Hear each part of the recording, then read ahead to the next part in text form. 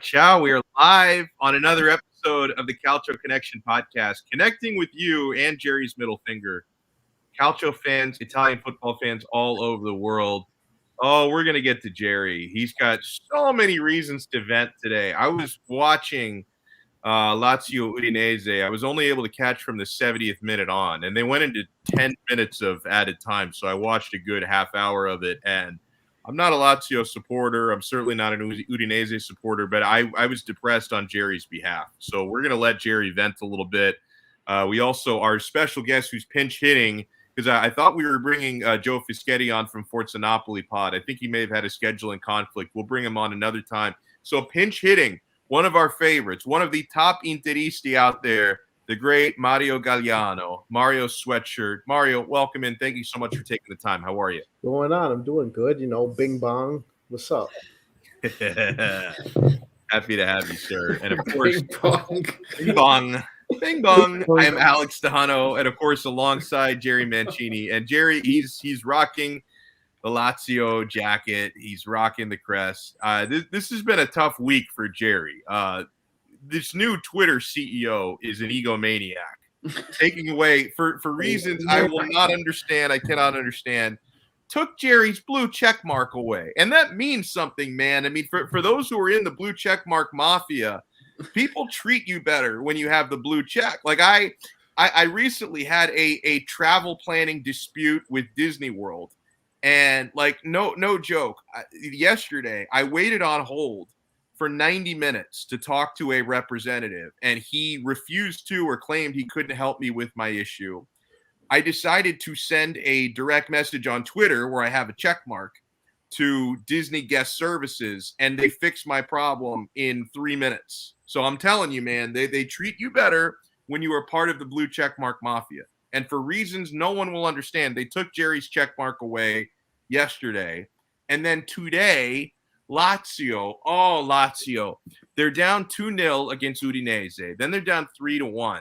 They come back to take a 4-3 lead with an Acerbi goal. And we're thinking we're in like the 98th minute, and we're thinking there was a lot of added time because we had multiple red cards in the game. So a lot of added time. 98th minute, Udinese score a game-tying goal on basically the last kick of the game on a crazy free kick. And I feel miserable on Jerry's behalf. This has been a tough week for you, man. How you holding up? I'm good. I'm just watching a 56-yard attempt by New Orleans, and they just missed. So Dallas, the Cowboys take over on a good field position. But I'm good. And you know what, man? I'm sad that just frustrated, actually. Not sad. I'm very frustrated. I think that's the word, where they came back and they were really resilient in the second half. But the way they conceded the final goal was just disastrous. I don't know how you let him wide open. And in defense, too, Peperina is shit. I'm sorry, guys. He's shit. Why is he still playing? He's a backup. I'm okay. I'm okay when he can come in as a backup. As a starter, I understand. If Chirkosha doesn't start Sunday, there is an issue here. There is something very wrong, because the first goal, he was so slow to react. So slow that he should have made that save. Regardless if Beto gets the shot off, he should be aware of what's going on. Like, he doesn't come off his line until he's already attempted the shot. The last goal, yes, poor defending. But Rena leaves the left side wide open. Why are you shifted all the way down to the right and giving that space for Toglan to score? Like, you're giving Udinese a chance to. Why are you shifted all the way down to the right? What, are you watching yourself over there? No, that was me. I accidentally opened the YouTube video, and then I tried to close it as fast as I could.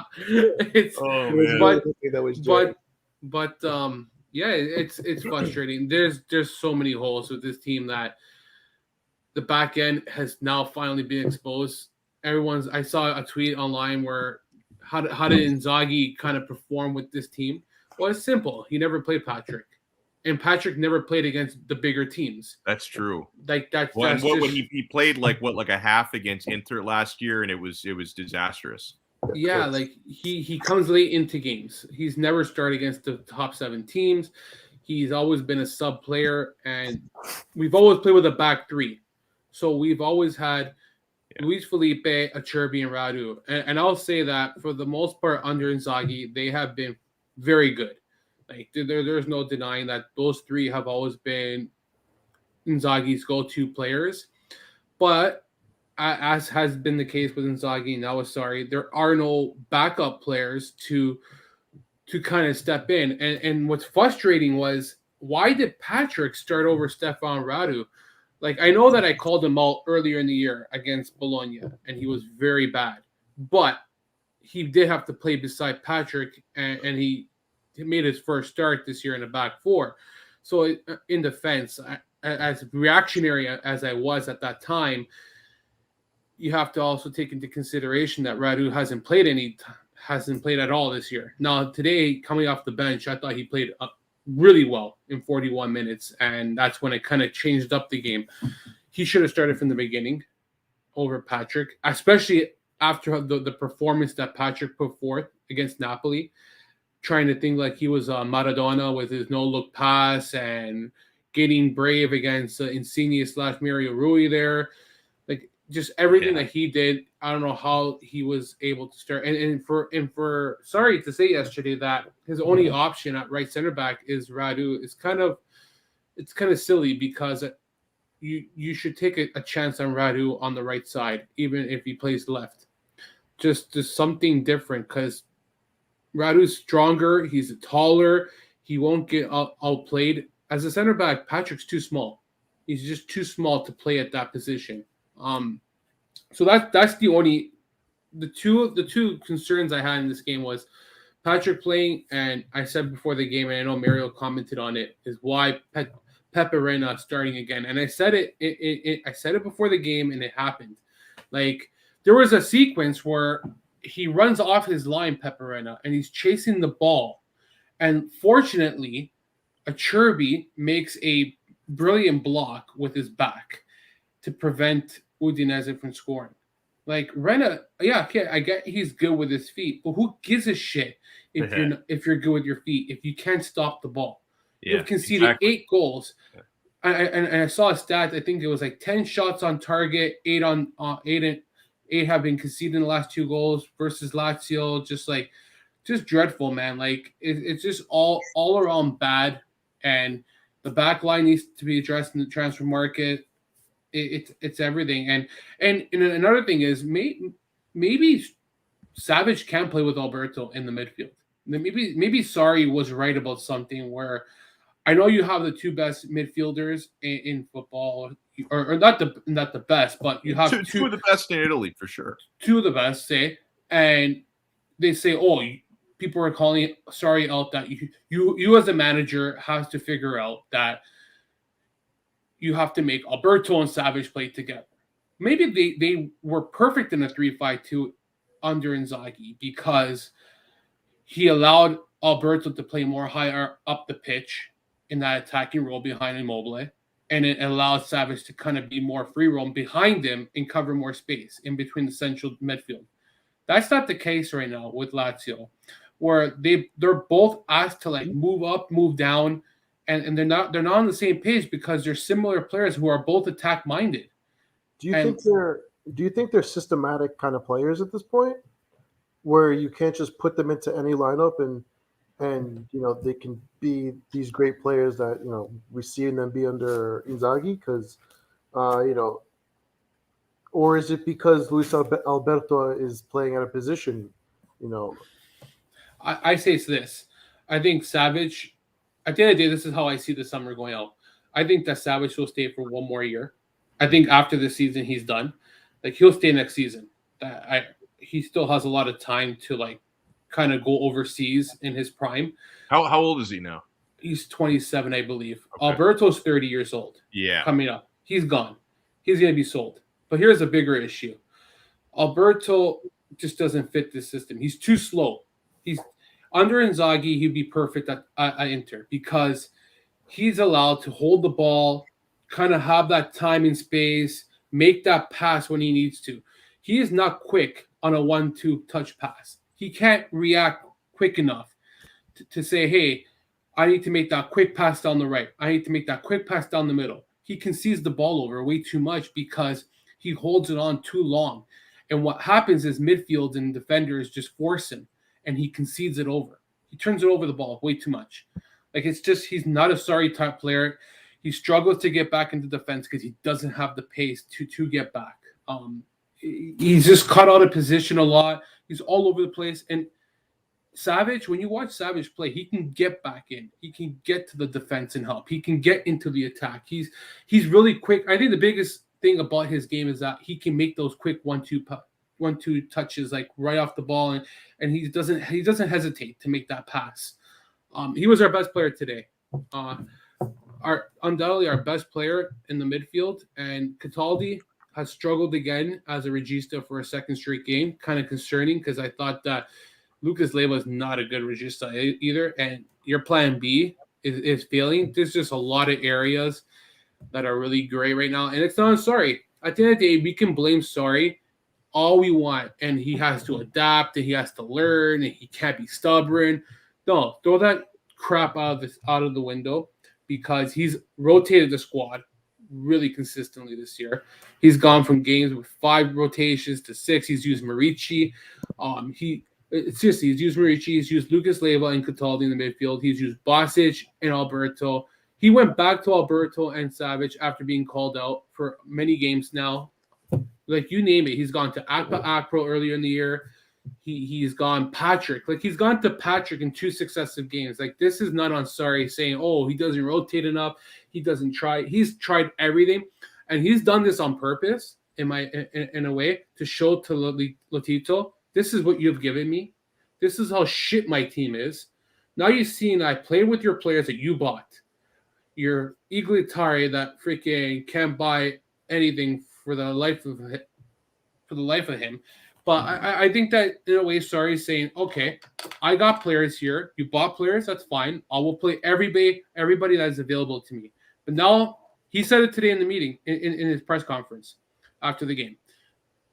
We need to get players in the transfer market. Yeah. Why is he saying that? Well, because he's played every player that has been given to him. Like, that's the case here. So now, what are you doing to help me? I'm playing what you've given me. You're seeing what I can do with your team that you've given me.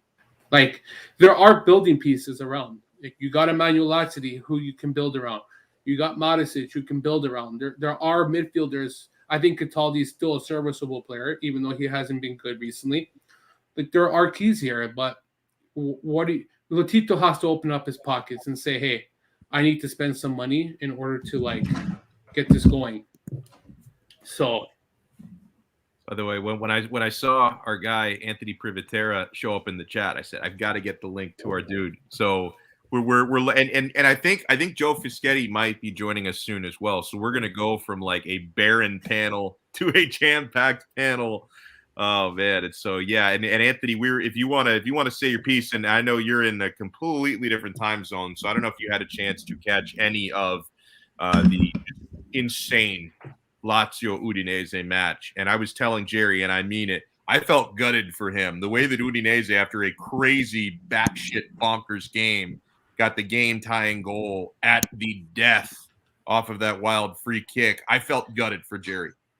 Oh man, I was watching it. I had 2 screens going. I had the Man United Arsenal game going and this game going, but I was only focused on the Lazio game by the end. It was chaotic, man. The scenes that followed, everybody was just in a bad mood by the end of it, apart from Udinese, obviously, when they grabbed the equalizer. But yeah, if I was Jerry, fair play to him. I probably would have made up some excuse to not get on a podcast today, but here he is facing the music as always, man. If you're going to be a Lazio fan or an Inter fan, just a Serie A fan in general at the moment, you got to be prepared to face the music either or. Mario, I hope you don't mind me wearing my Detroit Pistons drip. What a great basketball team. Great city as well, I hear. Oh, yeah. Import the water. What a city, Detroit. I've actually never been there, but it's like one of the most shit talk cities in the United States. I've never been. Have you ever been there, Mario? I was last there when I was like 5 years old. I don't know. Oh wow. What about you, Jerry? Because it's close to Canada. Say that again. Have you ever been to Detroit? It's not far. Oh from yeah, Canada. I have. Oh really? I watched the Detroit Red Wings versus Tampa Bay Lightning playoff game. Okay. Literally got in and we took off. Like I didn't see the city. Like we watched the game. My buddy's like, "Okay, it's getting the cab right now." Bang, we left. Yes. That was when the Joe Louis Arena was still around.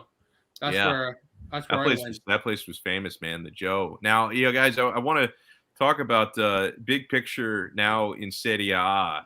It's amazing how the complexion of the table, even if it's still basically the same 1, 2, and 3 that it's been for weeks, just the complexion of the table has changed so much. Because I think back, and we have a couple of Interisti with us now, in Mario and Anthony. 2 weeks ago, less than 2 weeks ago, it was Napoli and Milan 7 points in front of Inter. And I remember heading into that Napoli match, the Inter-Napoli game less than 2 weeks ago.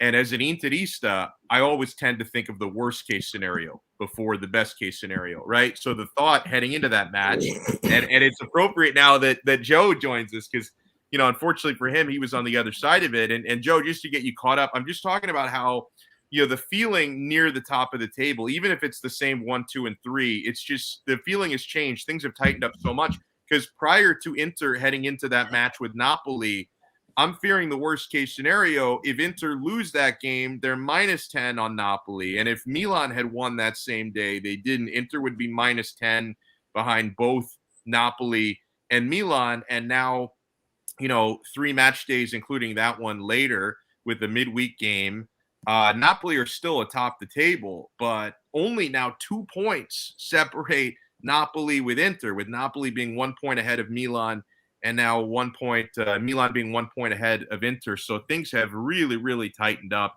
And I know, for Joe, and I'll introduce you on this note, Napoli's midweek match was kind of a wild one. I know that Sassuolo are like a bogey team for Napoli, the same way that they've been for Inter, and you guys maybe didn't necessarily expect to take 3 points, but I'm sure you were gutted, though, to be up 2-0 and then drop 2 points the way that you did. So what's your feeling on the table and the current situation at Napoli? Because there are a ton of injuries now, unfortunately, as well.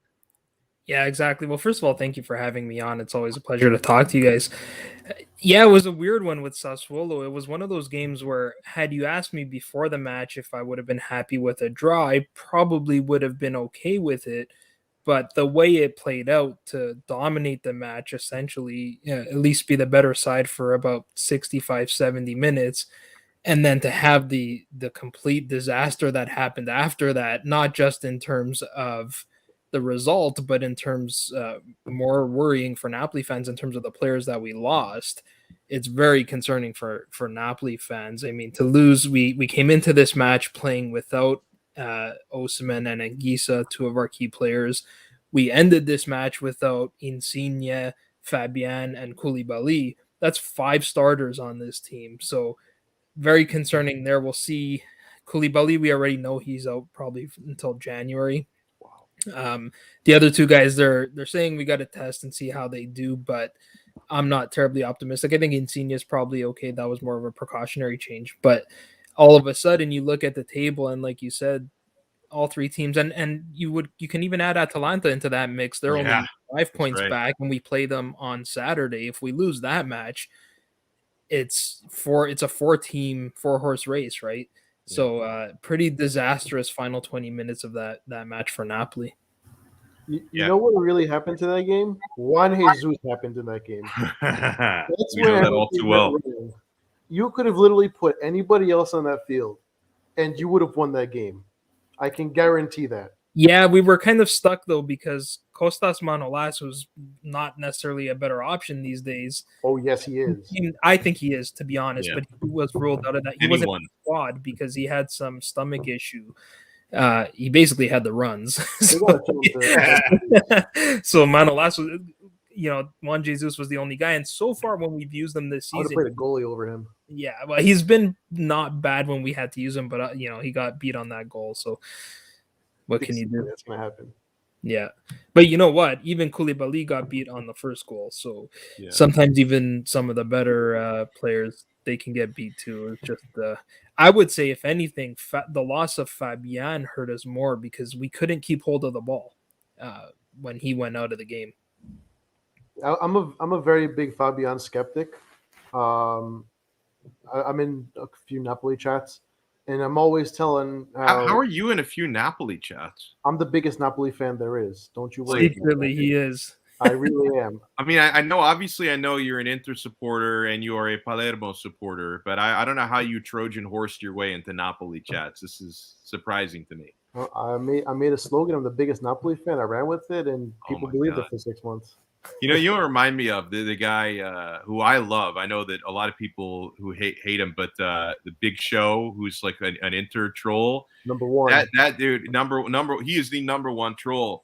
But he always, like, anytime, because everybody does these spaces on Twitter. I hate spaces because, like, I feel like every time I log into one, people ask me to speak. I want to fucking listen. Like, I don't want to be a co-host on your space. I just want to freaking listen to your space. But, like, you know, people always do, and he will always, like, sneak onto, like, a Juventus space, Milan space to troll them. He gets blocked from all that. Like, I think the guy's an elite freaking troller, but he clearly does not do as good of a job Trojan horsing as Mario does. He's up there with me though. We're in some of our group chats together.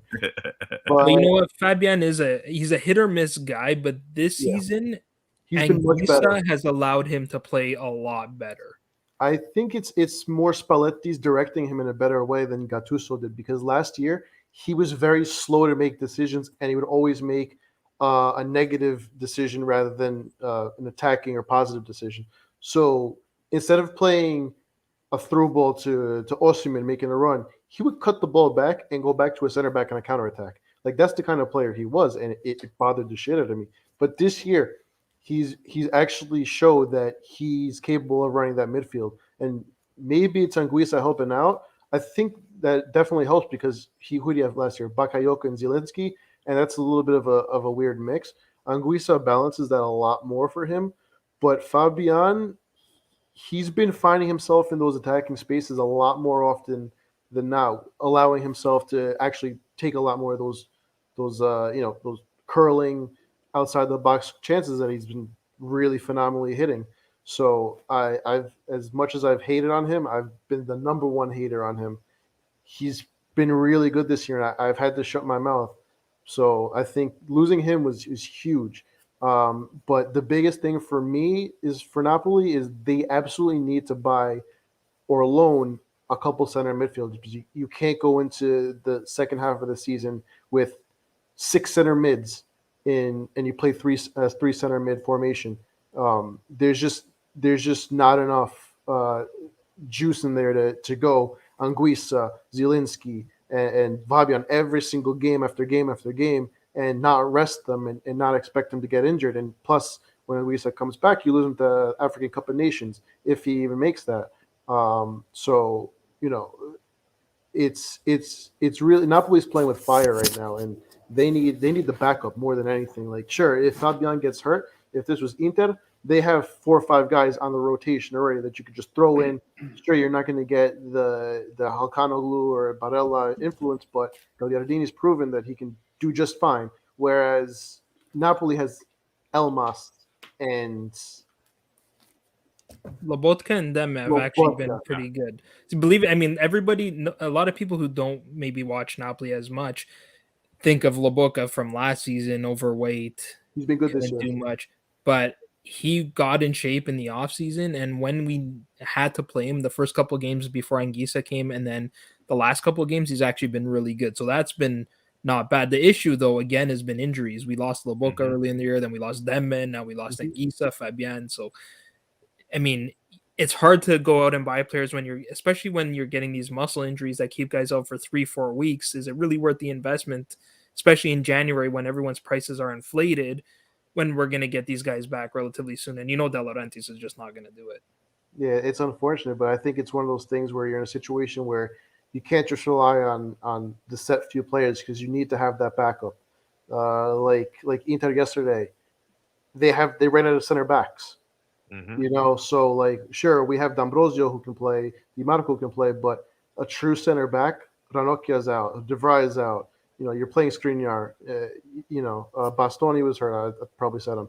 But, it's for them, it's makeshift and it works. But for a team like Napoli where you need those extra players, I think to spend the 30, 40 million extra that you would on a couple players, it'll benefit them in the long term for the Scudetto push that they hope for. But even to stay afloat because the top 4, top 5 is going to be so competitive this year. You brought up Gagliardini, and that's a good segue because I wanted to get Anthony and Mario's take, and Joe and Jerry as well, on Inter's victory against Spezia yesterday. Obviously not top competition. It's a game they should have won. They took care of business. But I have to give Gallia credit. And listen, he is in no way an elite midfielder. Some would argue he's not Inter quality, and he's frustrated me enough in recent years, and I'm sure I've made that argument as well. But never count out Gagliardini when you're going up against a relegation type of side, especially for whatever reason, teams from the Liguria region, right? Because he terrorizes Genoa. He terrorizes Samp. He terrorizes Spezia as well. All the Ligurian teams get terrorized by Gagliardini. But the thing with Gallia is you always know with him, the effort is going to be there. That's never in question. He always gives 1,000% whenever he does play. He does not have the skill or the finesse to shine against top half of the table type of teams. He just does not. In that sense, he's not Inter quality. But when he's going up against bad teams, relegation type sides, lower table type of teams, provincial sides, you're going to get his strength, physicality. He's got great fitness, right? He's going to be running for 90 plus minutes. So he seems to, as Jerry pointed out on Twitter yesterday, he seems to come up with at least one really nice goal per season. Like I didn't know he could have a touch like that, like a first touch on a cross. And he scored a very nice goal yesterday. So Anthony, I know that a lot of people on Inter Twitter were freaking out, an hour before the match when they see Gallia turn up in the starting 11. But hold on. I said, wait, who are they playing today? Spezia? I'm okay with Gallia starting. These players have to get some minutes throughout the season, and whether they're class or not, Gagliardini has now been here for how long? He signed in, I think it was Spalletti's. I think the season before Spalletti. Yeah, it was before. Yeah, it was January transfer window, the season before Spalletti. Sweet. So he comes in from Atalanta just before Spalletti comes in, and he's gone from being a starter in a side that had to qualify for top 4 Champions League, bare minimum for a club like Inter, but still something that needs to be worked hard, very hard to be attainable. And we accomplished that 2 seasons in a row. Then he's had to work under the regime of a coach who would indirectly say to him, you're not good enough to start, by giving him a lack of minutes under Conte. And he's a player who is a part of those core leaders who don't need to represent us on the pitch every single week to show the value for the badge. Like the Inter badge is a heavy badge. Let's put it in the context of football. And Gagliardini, Ranocchia, D'Ambrosio, Darmian, even Di Marco now is going to become one of these players that won't see the field as often as he should. But if they're not Inter fans, they've become Inter fans in the time that they've been at the club. Now, you're asking Gagliardini to put in a decent shift against Spezia. He's in his 5th season with the club now. He's won a title. Gagliardini, he's gonna get the job done for you against a relegation side. The problem comes is when you need to start a player like that consistently, and we haven't had to start Gagliardini consistently since Antonio Conte came into the side. So all forms of judgment and criticism towards Gagliardini are reserved because he's doing exactly what we expect him to do as the 4th or 5th rotational midfielder. Come in and get the job done against the minnow side and go back to being a vocal, amazing presence in the dressing room and on the bench. And by doing that, you will see more minutes for this club. What do you think, Mario? I think Gagliardini is the perfect example of a role player. We talk about backup players all the time. And, like I said about Napoli, Gagliardini, you put him in against the teams that you need to rest, the Barallas, the Çalhanoğlu's, the Brozovic, whoever, you can give them that sort of break for a player like Gagliardini because he's not going to kill you. Like, sure, you can make all the memes in the world. He's the worst touch. He's useless. You can say all those things, but he gets, like Anthony just said, he gets it done. He scored 8 goals in his last 12 against, sure, relegation-bound sides, but in the grand scheme of things, you need 3 points every game you play. And if he's able to get it done in a game against Genoa where he's going to be influential, a goal and assist, and put in, even if it's just a good performance where, he gets a 6.5 at a 10 rating, what else can you ask from the guy? It's not like we're expecting him to go in against Juve and bust the midfield, or go throw him in the Champions League and expect him to have a masterful performance. We're literally putting him in to just as a relief, and he excels. You literally can't ask for more than that. Like him and Dimarco. I'm very reserved on. I'm not a fan of his. Yeah. I think he does things very well, but uh, people want to say he's the set piece master, but really he's not really done that much on set pieces. So I don't really know where he fits into that lineup. I think he's probably a backup, ideally, but I think he might even be a better left center back than left wing back. Yeah. I honestly, I think that might be a better role for him. Maybe if he was on a team with a back four, he might be a better fullback. But I think left center back, to me, I think that's better for him than left wing back. Yeah, for sure. Like he's able to do that Bastoni makeshift kind of role where he's pressing forward. He actually gets a lot higher than Bastoni does, surprisingly enough. But I mean, that's because Spezia play with literally 8 men on the top of their 18. So you can throw Handanovic up there and you're not going to get killed. So, like it's that type of game where you can't really judge the players unless they absolutely fuck up, which nobody did. So you can't fault them. And you need that depth. And like I was saying before, Napoli needs someone like that. You can't play Fabian 38 games out of the year and not expect an injury.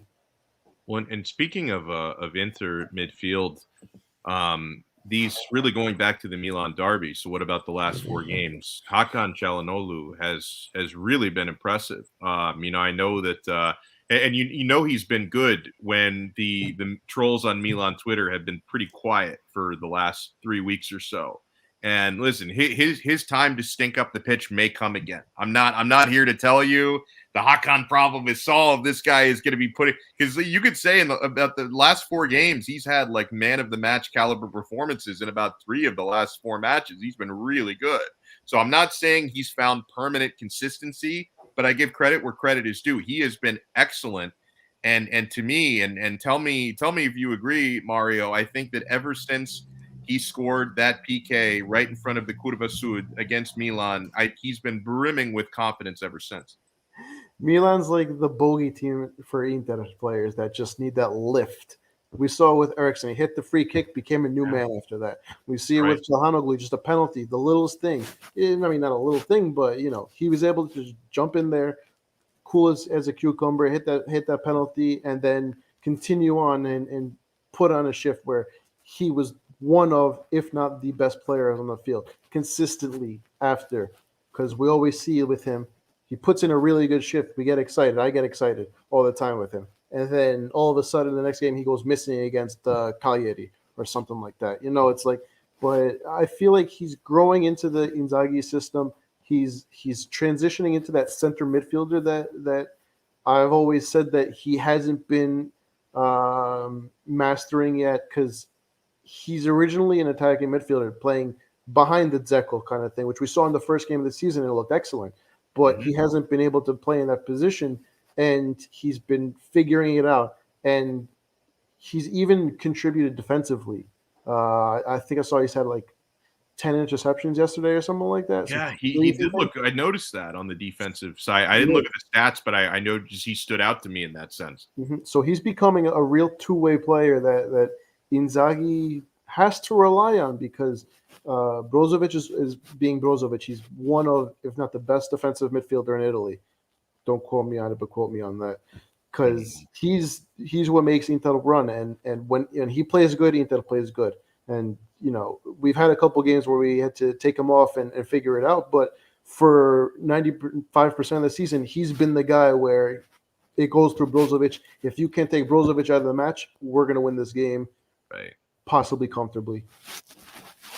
Yeah, and I was really actually glad in yesterday's match that Barella could take a rest because he's looked dog tired. I mean, the guy hasn't had any breaks between the Azzurri and with Inter. I mean, he's got the type of work ethic on the pitch where he only like he doesn't really know how to like actively rest when he's in there because he's always so box to box that he needed to take a little time off.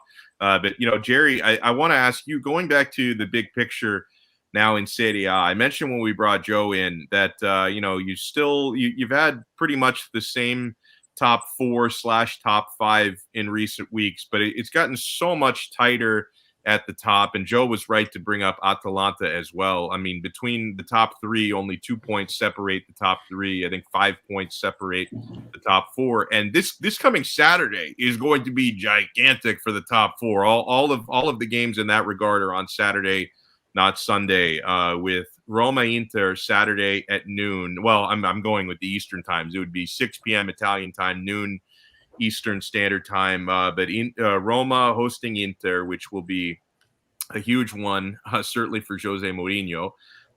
Milan Salernitana, which, obviously, unless there's a catastrophe, that should be a Milan victory.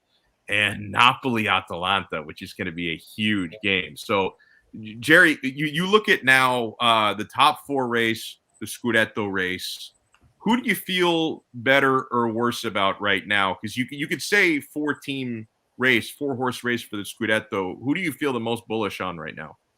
Oh, thank God. Freaking games at 2:45 on Saturday. It's just not some stupid Genoa game or something like that. That's all I can say first. My God. Well, Saturday's stacked, eh? Yeah, there's only 3 games, and they all involve top 4. Top 5 even. I'm at work in the morning. Who cares? It's Milan. Doesn't really matter. They play Salernitana. There's no way they're going to lose. Listen, if they don't win that game, they've got serious problems, and they're at home as well.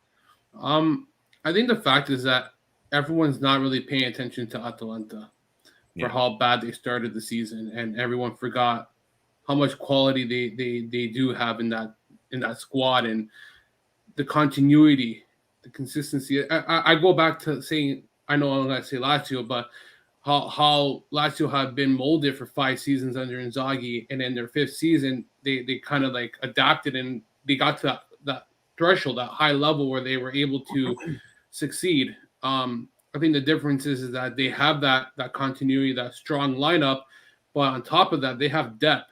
They got players that they can actually bring off the bench and can really step in, and that's been the case where they've had so many injuries, yet they still figure out a way to either draw or win matches. And the problem was that we many of us were so quick to react and to write them off because let's remember there's still a second half to go, and as far as I remember, Milan kind of melt down and pissed last season. So I don't see why the 3 teams ahead of them can't do the same, right? Yeah, true. I don't count Atalanta at all, and I think Napoli is in a kind of a difficult situation on Saturday because of the injuries that they're picking up, and it's not an excuse, but there are significant injuries versus a team like Atalanta. So it's going to be a difficult match for Napoli. I think that they're really going to need the crowd to really step up and kind of be that 12th man for them. But before we move on from Napoli, sorry? You could say that Petagna was one-on-one with the goalkeeper, and instead of going towards the goal, he ran to the sideline. He wasn't exactly one-on-one. He had a defender to beat as well, but no, he was one-on-one. No one's expecting there was nobody in front of him. Midfield, only the keeper to beat. I didn't watch the game, so I can't comment. Oh man, I'm gonna send you the there's. I got to see this. But I'm not gonna crap on Petagna because Petagna stinks. Okay, I'm not gonna. I wouldn't say that, man. Like the guy. Bro, the guy hardly played the season, okay? So I'm not gonna rip on him. Second off, I'd rather have him over Marici. Third. Yeah, that's true. That is true. But if that's where you set the bar, that's not a very high standard. That's bias talking because you haven't actually watched Petagna play. He's a different but at least like, hold on, the thing is like even if Petagna looks like shit out there, he's still gonna score a goal when you least expect it, which is more than you can say about Murici. And he's also our third striker behind Yes. Osimhen and Mertens. Like, I mean, how much more do you want? Like, who would you say is Inter's third striker? I would say Pinamonti is better than everybody that was just mentioned. Don't worry, Joe. It took us this season to realize it as well. This is the first time we've ever seen him play. Alex, we've spoken about him before when he's gone on loan, not impressed. This is the first time I've ever seen him play and go, you know what? Now he's probably ready to come back to Inter and be a full striker. Yeah, 100%. no, it's true. It's true. Like, and I'm hoping they cancel that Plus Valenza investigation, because I think they may be looking into the exchanges that Inter and Genoa have made, but it's like, hey, at least he's playing well. He's not like these Juve players that are like Serie A quality for 20 million. Like at least Pinamonti's playing well now. Yeah, I'm just saying, man, he's a different player who kind of gets a different dimension off the bench. He changes the kind of tactic structure. Like, he's a hold-up player. He's a physical player that will give you something different compared to Mertens and Osimhen. Like, you got to remember that too. If Osimhen, Mertens, and Petagna all offer the same thing, what the heck? What's the point of having him then? You need a guy who can just do something different. Jerry's sitting in the dark like Lazio. Yeah, pretty much. But by the way, just so Figo knows, if he's curious who's on the back, I'm actually wearing a Brozovic jersey circa 2018. I'm sure people are buying Brozovic jerseys now. I don't know how many people bought one in 2018. I was bullish on Brozo before a lot of other people were. I just saw the picture from Mario. Even if he had a breakaway, Petagna, the guy's slow as fuck, okay? Let's just remember this. He's going to get caught. So he still ended up dribbling to the 18-yard box. It happens, man. He wasn't even that close. But I mean, the thing with Petagna is, he's the guy that you bring in like the 80th minute when you're down a goal and you need a big body where you can cross the ball into the area. He's not a guy you want to be bringing in the 65th minute when you're defending a lead, because you're going to play a long ball to Petagna, and that's what's going to happen. He's going to be out of gas by the time he gets to midfield, because Napoli at that point were defending with all 10 men in our own third. And that's when you need an Osimhen. I mean, he's the only one that, or even Lozano. But I think Spalletti was also making a calculated risk, thinking, okay, I have no players. I have Atalanta coming on Saturday. We're up 2 goals. Let me take Mertens off so I could start him against Atalanta. And it just didn't work out, because once Sassuolo got that momentum, and especially once they tied, we were never going to score another goal in that match. Yeah. They couldn't cross midfield. Yeah. Once the injuries happened, they literally couldn't cross midfield. And I was like, this is real bad. And I was really Mario, I got in, like, how many parallels are you making for our first and second season under Spalletti to the way Napoli are going right now, man? Like, it's almost scary. Like, I was watching the game, Jay, the other day, and I'm like, that's us versus Torino in his first season. That's literally the same game. Mario knows which one I'm talking about. That's the same game, almost to the same 10-minute bracket. Scary shit. It really is. Like, it's a shame, because they have such a good team and they play so well at times. But just to bring it all together for like the full season, Spalletti just can't do it. And right now, I feel for him because of the injuries and because it's really misfortune at this point. I think that's the biggest factor, because the thing is, like, I know that we all joke about the Spalletti January blackouts, because that was, his 2 seasons at Inter, that was a constant. I think it happened to him before at Roma as well. The only reason why I thought this season could be different with Napoli is, I would argue that this might be the purely, or at least one of the purely most talented sides he's coached before, right? So starting 11-wise for sure. Starting 11-wise for sure. Yeah, I mean, So maybe at times at Roma, maybe more depth, but starting 11-wise in Napoli, most talented team he's ever coached. So I thought, hey, like, obviously it's not all coaching talent. There's a mixture of talent and coaching. So maybe this is the team to avoid the Spalletti January blackout. It might now be a December blackout, but I'm not really going to put it so much on Spalletti, because this could end up being a blackout that's forced more by injuries than it is by coaching. Yeah, for sure. Can I just say one more thing? I think that Spalletti, everyone in the media, before things go wrong, love to paint him as a gentleman, as this sort of hipster coach that's got it all together. This brother's got a lot more grinta and fight than people give him credit for. This guy will go toe-to-toe with anybody. He's not scared. Like, Napoli were having a near-perfect season. You went to, butt fucking, excuse my language, some Slovak country, and it wasn't even a bad result. And Spalletti doesn't even want to shake hands at the end of the game. Yeah. I know there was a precursor to that, but I was watching that going, there is no way you need to act like this right now. That's just you. That's just him. I'm like, that's just him, man. So everyone needs to stop thinking that Spalletti, just because he's got the most gorgeous smile of any manager in the league, he's ready to fight, man. He'll chew your face off at any given time. And he doesn't care who you are, because you remember the feud with Totti, with Icardi. Like he will go toe to toe with anyone. Yeah. Like the beginning of the Napoli season, the fans they showed up at the training and they were talking shit to someone. I forget who it was exactly. I think it was one of the defenders, and he just walks right up to the fans and he goes, "Shut the fuck up. He's one of my players. You don't talk like that about him if you're a Napoli fan."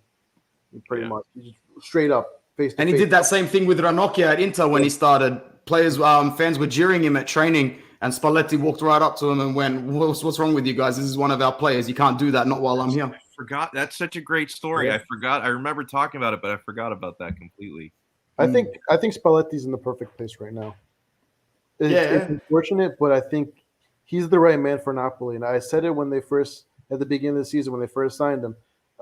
He's going to do good things with Napoli. Next year, I think we'll see the true colors of what he has to offer for this team. We'll see Osimhen if he can stay fit for the whole freaking season, because he's played, 14 games into a year. It's absurd. Yeah. I'd love to know Joe's opinion on this. Sorry to keep butting in, Alex, but like Spalletti really is someone that encompasses the spirit of a Napolitano, what it's meant to be all about. I've never seen an Italian coach walk out on a pitch with the jersey underneath his jacket. Like, I saw that. I'm like, people shouldn't underrate this. I've never seen this before. I know I'm not old. I'm 29, but I've never seen that before in my life. Yeah, he's saying all the right things. And a part of me is always a little skeptical in the back of my mind. It's great when you're winning every game, but what happens when you start facing some adversity? Now, with the injuries, he has an alibi, but you're right. Like, from the very beginning, the first thing he did was he took a famous Napoli song and put the words on our training pennies, Sauro Conte, and immediately everybody loved him, right? And he's making Napolitan references. Like, he came in and you felt like this guy's been studying Napoli while he's been, on the ranch with his horses. He's been looking up the right things to say, and he had the time to do it. And we know that De Laurentiis has talked to him for a long time. So, there were rumors last season in January that he could come in, and he didn't end up coming in until the end of the season. But I think he had a lot of time to prepare for this role, and not just for the on the field tactics and all of that. I think also for how to manage that city, because it's a hot city. It's like Rome. It's not an easy place to play, especially when things are not going your way. So before we close this one out, I want to get everybody on the panel's thoughts on the upcoming matches for their team this weekend. For Jerry, it's against Sam. I don't give a shit. Okay, so we got Jerry's thought. For me, Mario, and Anthony, it's Roma Inter. For Joe, it's Napoli Atalanta. And I see Ivano, who's a great. We appreciate you, sir. He's an awesome Roma supporter that watches our show. Talking about Roma, he says we're missing Pellegrini, Abraham, El Shaarawy, Karsdorp, and Felix. And yet, why do I still feel like this is going to end up being a 1-1 draw? Like, I don't know. Like, I don't feel that confident. I mean, Inter and Roma, historically, they draw a lot. I always like facing Mourinho for the first time since he was at Inter and won a treble. Like, I was having a conversation with Nima earlier today. Actually, that's going to be posted on our Patreon page a little bit later. And like he brought up, a point that we're actually glad that this first one against Mourinho is in Rome, not in Milano, because honestly, him coming back to the Meazza would probably be an even bigger emotional, weird thing than facing him in the Olimpico. So I don't know. Like on paper, Inter should win the match. They're in really good form. They're certainly the healthier side, much healthier, and yellow card suspension wise. they're going to have a more complete depth and 11. So they, on paper, they should win the match. I still don't feel all that confident. I mean, I'm leaning to either draw, maybe an Inter victory. I doubt Inter lose the match, but I don't know. I'm feeling like dropping points here. Well, what do you? I'll go to Anthony and then Mario, and then we'll get to a couple of the other games. What do you think, Anthony? $4.10 for the draw, man. That's easy money right there. To be honest, whether it's 1-1 or 2-2, I know what I'm putting my cash on Saturday night before I go to bed. In terms of how I think it'll go, you said it. Roma for me, proper bogey side. No matter who we're up against, we only won 1 in 4 against them under Conte, and that should tell you everything that we need to know. And it didn't lose any of those, but it was mostly draws. Yeah. So frustrating draws. I can see this one. I can see a 0-0 really suiting Jose in this one, especially at home for him. But I do feel like at some point they are going to have to open up a little bit and go for it just for the sake of the fans and being at home. But I can tell you right now, this Inter side will be going there looking for 3 points. I think where we haven't been as clinical in the last 3 to 4 games, this will be a game where that comes to bite us. It's all well and good when you flunk a few shots against Venezia and Spezia and you still win comfortably. But this could be one of those games like we've had against Roma in the past that go, we should not have walked out of there with anything but a win. And we are disappointed. So I'm already setting myself up for disappointment, but I truly believe I'm very convinced that Inter will be the most dominating and comprehensive side on the day. So while a draw won't be the worst result in the world, I do think Inter should go and expect to walk out of there with a win. Also, if anybody who's interested in watching in only a couple of hours' time, what's his name? The gentleman that commented before, Ivano, I'm doing a match preview with Gianni from the Cultural Guys to preview our game with Roma. So that'll be nice and fun. That's awesome. Well, what do you think about this match, Mario? It's gonna be a fun match. I think the whole thing with Mourinho and Inter is going to be a fun thing to watch to see how he gets how the away fans kind of shout at him as the pregame. I could see us winning. I'm not really sold on this Roma team. I feel like they're all smoke and mirrors right now. They tried to reel people in the beginning of the year with Tammy Abraham and all this, and they were like, oh, Mourinho, Tammy Abraham, they won a couple games, then it hasn't really been steady for me. So I think we can come away with like a 2, maybe 3-0 win out of this. I'm pretty confident. I think our defense has been stellar with or without our full strength in the back. Even if you throw Ranocchia on the back there, it looks good. DiMarco, he looked good. I can't even hate on him as much as I hate on him. But D'Ambrosio, again, if you have to throw any of those 3 in back, they're gonna suffice. Jerry's laughing, but he's dumb, so it doesn't even matter. Jesus, who's dumb? You. I'm laughing because when you messaged me about DiMarco, that's why I'm laughing. Oh yeah, he stinks. I'll say he stinks and should not start for Inter, but that's not the point. So I'm surprised you guys haven't said about Simone Inzaghi. I think that's the biggest factor here. The guy's going back to Stadio Olimpico. Yeah, but I mean, it's not Lazio. Hold on. No, it's not. It doesn't matter. It doesn't matter. The man knows what the Rome Derby is like. This is like a Rome. Hold on. This is a Rome Derby for him in the back of his head. Okay, that's a good point. Good point. He is a Lazio through and through, though. He's still, exactly. You don't you don't. He's not an Interista. You're not dumb. Interista. Like, I didn't. No, I'm saying like he understands the importance of this game. I think as much he probably really wants to win it because of like we just said, the history of between Lazio and Roma, and for him it's a derby at the end of the day. Like regardless, so you don't throw away 20 plus years into the garbage. Like it just doesn't work like that. So I think his approach is he's really gonna come there with the right mindset and have Inter ready. I really like Inter in this game. I really believe they're gonna win it. And especially the fact that they've already qualified for the round of 16 in the Champions League makes it even much more like they don't have to look towards Real Madrid right now. True. They can actually just stay focused on the task at hand on Saturday and say, hey, we're going to have to go up to Roma. We need to stay at the top of the table. We need to get our job done. I'm just curious to see if he goes with Dzeko. Maybe Dzeko starts this game. against his old former team. And let me counter this point by Ivano, who says he's hoping for a Zaniolo goal del X. I hope we get the goal of the X by Dzeko. That's not happening. Zaniolo's I like Dzeko in this game. Zaniolo still plays? Hey, never say never, man.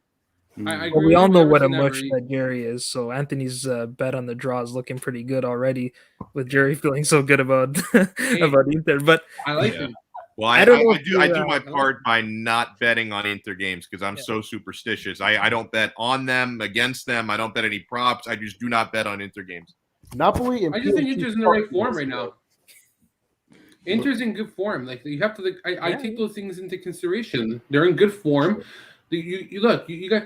Everyone's talking about Gagliardini shouldn't be playing. Guess what? At least Gagliardini can play against Spezia. Okay, that's what you want from your subs. You want them to play the mid-table teams. I always said about Inzaghi that if he ever was able to become a better manager, that's where he has to come in, where he has to sub in and have Gagliardini's come in, the D'Ambrosios. He has to have the Vecinos say, just example, and kind of beat those teams. When people are like, well, why is Gagliardini playing against Spezia? You should be happy. Because now look, you got a player who is vital and rested and is ready to go on Saturday. Extra day of rest, whatever it may be. You know what I mean? Like, that's where Inzaghi now has the bench to do that. He never had that flexibility at Lazio. You're right. Where, say, he had a guy like Patrick. A guy like Patrick came and played against Spezia if his life depended on it.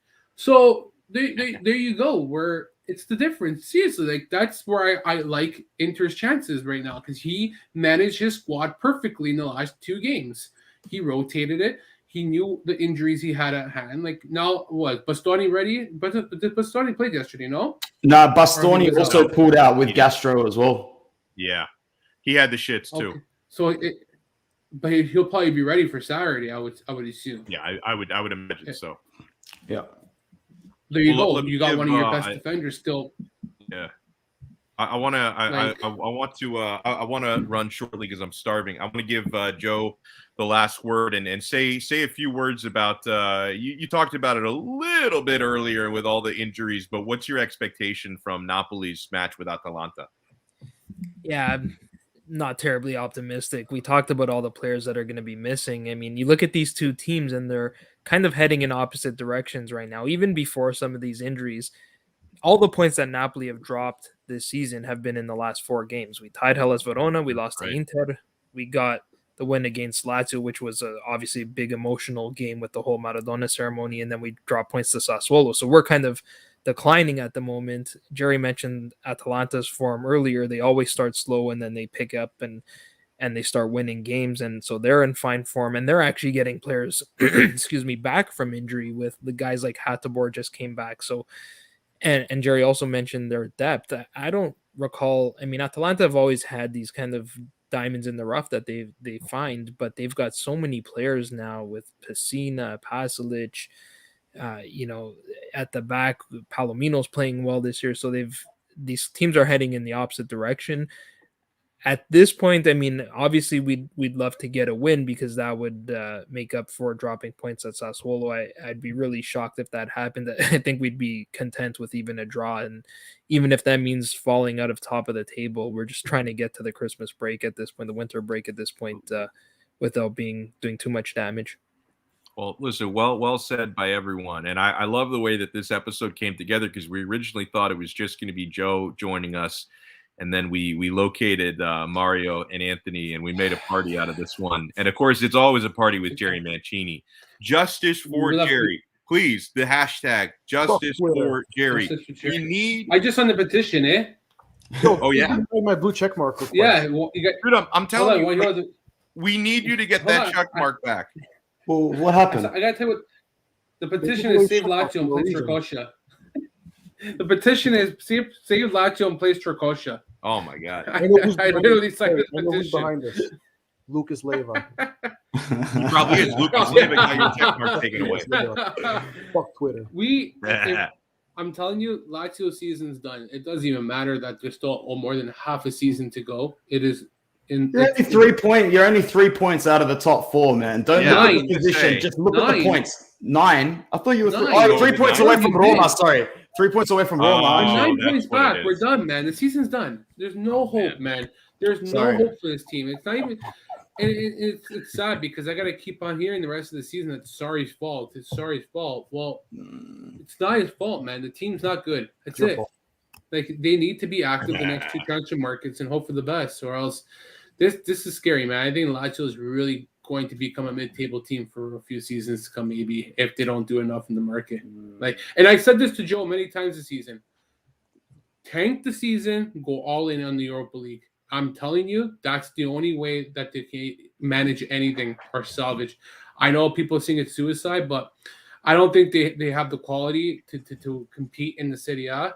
I just think that there are What too many about teams. the focus on Coppa Italia? Try to get a trophy. That's probably a more attainable trophy than I'm a Europa League guy. I think if you win next Thursday, you get into the round of 16, you set yourself up for.